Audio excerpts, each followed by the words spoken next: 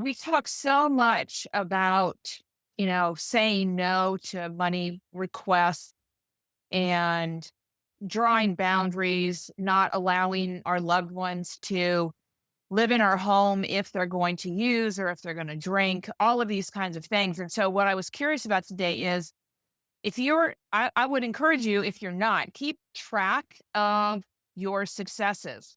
Keep track of when you are successful, even if it hurts. Saying no to money requests, saying no to that $10 request.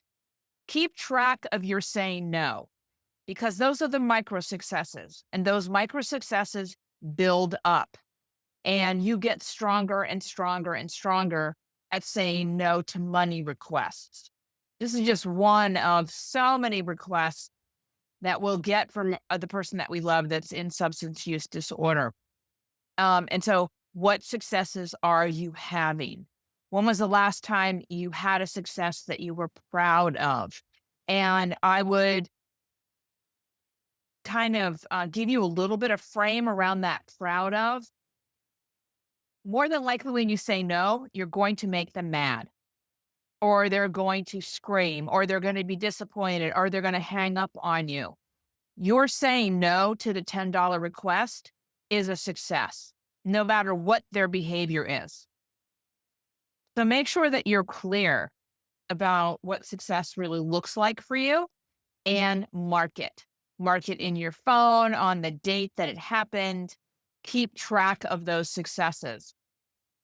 And then my question to you is, what is a success, no matter how small, that you are proudest of in the last day or two, that you are proudest of in the last week, that potentially you might be proudest of in the last month? And I can think of a couple right now, even now with Sam almost being 3 years clean and sober. Every once in a while, a thought will go through my head if I haven't heard from him in a little bit. And it'll be, I wonder if he relapsed. And it's just a thought. And so my success is I'm not going to give that any energy. I'm going to let it move out of me. I'm going to let it move on. And I'm going to fill it with a thought that is positive, that he is still doing well. And, if I have to, I may go to gratitude, and I'm just going to tick off all the gratitude things because that thought that has been a habitual thought, certainly all in the 20 years that he was using, is coming from my brainstem. And that's where the fear is. And so I want to pattern interrupt that fear. And I want to go to gratitude of all the conversations we have, of all the texting we do, of the home that he owns now, of me living a life that I inspires me every day. So that's one way to kind of come at this.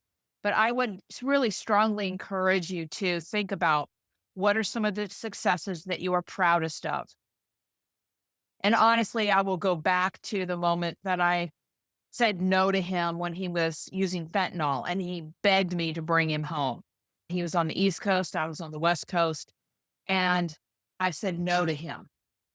And as difficult and heartbreaking as that was a success for me to stand my ground, to say no, despite the tears, despite the heartache, and to allow him to make the decision to get help.